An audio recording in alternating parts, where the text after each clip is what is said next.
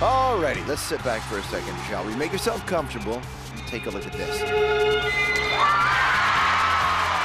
That was the quad. That right there, my friends, is what we call history. The first ever quadruple jump in competition. Just one of many peaks in the career of Kurt Browning. And yes, it is a career that plays out like one long highlight reel. Let me just list it. 4-time world champ, 4-time Canadian champ. Perfect mix of athleticism, artistry, personality, and ghastly outfits.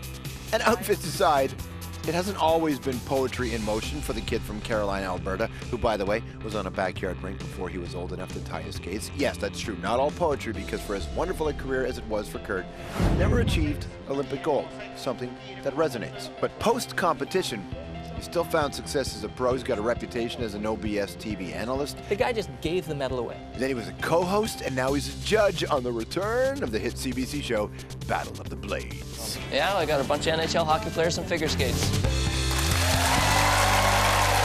Oh my goodness, it's Kurt Browning.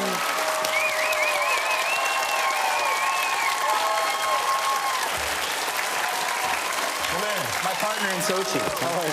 My partner. What's going on? Wow, that's...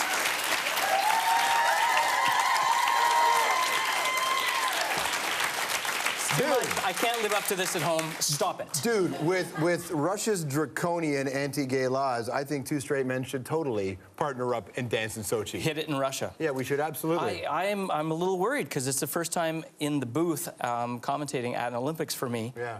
And they throw this in my face.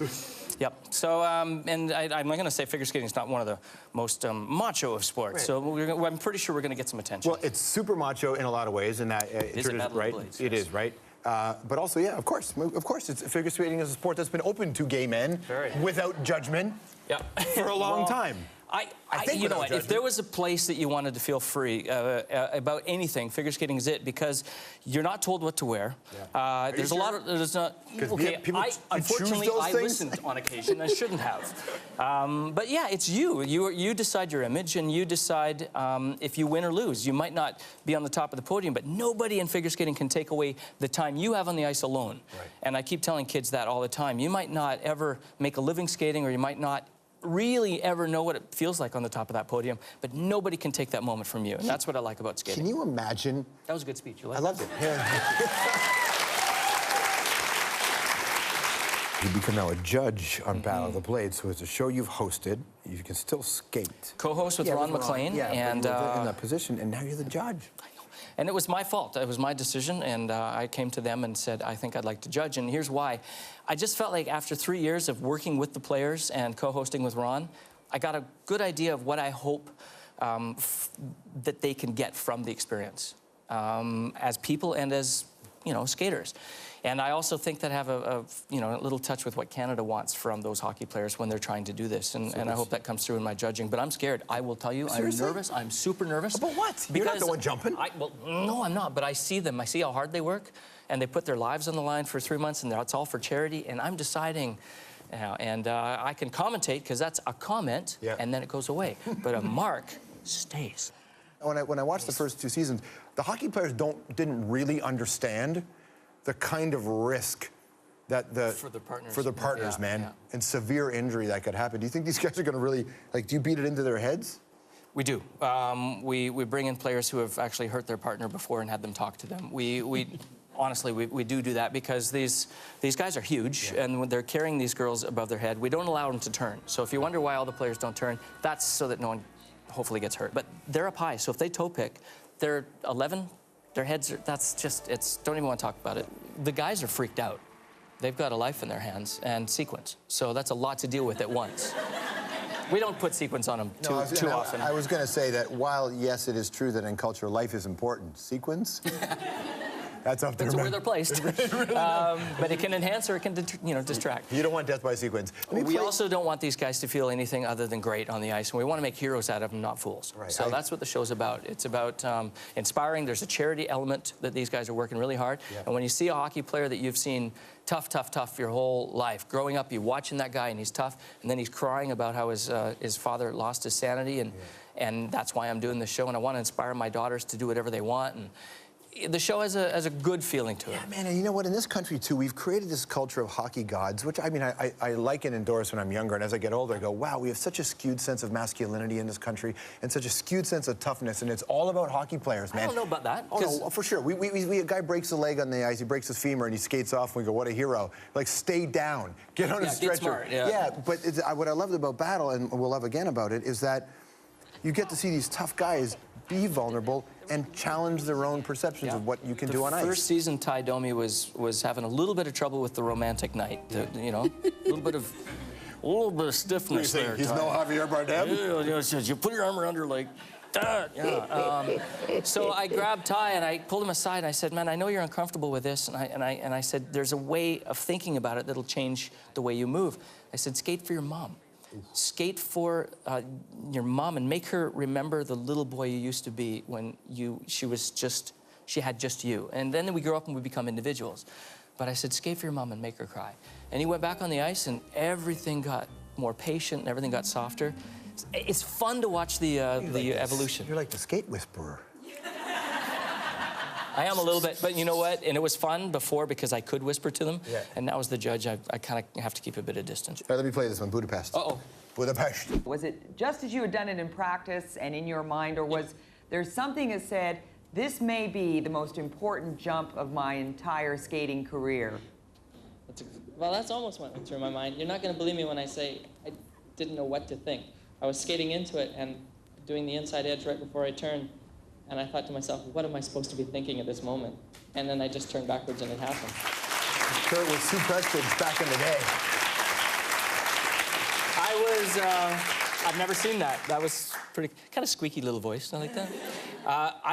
I've never really grown up, I feel. Like that constant whimsical values that comes with not knowing what you're doing every day makes life an adventure, but it gets me in trouble sometimes. Yeah, it's amazing that I made it here in time. I would imagine, though, like, because so much of your life has been public with us, your wins, your losses, your disappointments. Big losses, yeah. I mean, I'm sure you've seen this clip before, but just to remind people how much Kurt cared about us. Aw, what's happening now? It seemed that you had that axle, and then it came to this. I don't even know what to say. Yeah. It's gone. It's really gone this time. I just feel that there's certain things that happen to you in life, and you just go on. I mean, this isn't the end of the world. I've got lots of other things. I've got a beautiful family and all these other things, and I know a lot of people are sad in Canada, and sorry. Yeah. Norway, 94, right? Yep. I remember watching that, and I remember thinking to myself, he just said sorry to us. Nobody does that in sports. Nobody says sorry. And I wondered, I know it's the Canadian joke, but I wondered, wow, what were you thinking when you said that? If I was American, I would have said sorry. Sorry. Here's what happened, and winning the Olympics was never a dream of mine, honestly. Like, Brian Boitano talks from the United States, but he talks about visualizing it, and I never did. What I visualized was being able to see Canada has 16 medals and knowing that I gave them one of those. And that's what I was hung up on. And I wanted to participate in that ledger, that list. And it didn't matter what color to me. And I was a world champion going in, and it was my job to come home with a check mark, and it didn't happen. And I think it was that made me say sorry. Help us understand the psychology of big moment competition. Like, what's going on in here? All I tell people and all I remember is that if I really wanted to be there, it was easier. Everything is easier if you're where you want to be. And I'm like, I worked really hard to stand here and be ready for this moment. And now I enjoy it. My coach, Michael Uranek, used to, when we got on the airplane, a lot of beer talk here, but we got on the airplane and we're flying over the Atlantic and we're going to compete at who knows where. And he would say, 2 beers. And we're flying, 8-hour flight, whatever it might be. 1 beer is not going to change anything, but it was a moment where we just went, cheers, we're done. Let's go celebrate by competing. This is the reward, not the punishment. And if you can feel that way, like the excitement of competition is the reward. I worked so hard for this, and it might not go my way, but I'm not going to let it ruin who I am. And if you can think that way, then life's a lot easier. So in the end, winning isn't everything. My book comes out. It's like I'm preaching today. You bring it out in people, man. Stick around more with Kurt Browning after this.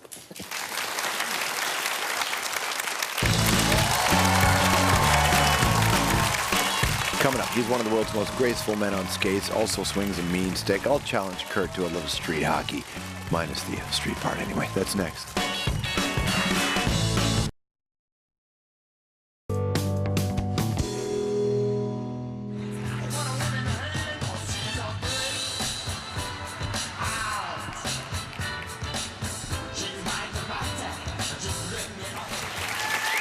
Talking with Kurt Browning. 15 years difference between these two guys. That's a long time difference between those two guys. The pants still fit. Because you have offered so much insight in the world of figure skating, you're also a very good hockey player, aren't you? David Pelletier doesn't think I am, but yeah, I do.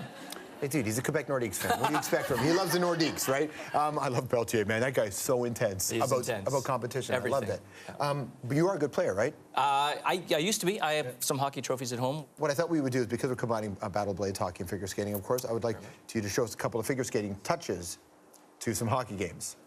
Hockey things. Well, touches, not like touches. Touches? No, I mean... Oh, like if a figure skater was on the ice playing hockey, what would it look like? Right, exactly, yeah. So we got two people who actually run this TV show with me. So the two people who run this TV show, Brianne and Sarah with no age. Come on out, guys. Come on out. Thank you, thanks, Sarah. Brianne. Nice to see you here. How are you? Make sure the camera gets a good shot of you. Say hi, Mom. Are you a hockey player? No? Are you a figure skater? No. No, Brianne, are you a figure skater? Oh, she's a figure skater. Are you better than Kurt Browning? No. She's lucky. All right. Not on Thursday. Let's come down here. I see you did some research as well. You're a lefty. Shooty You're left. Yeah.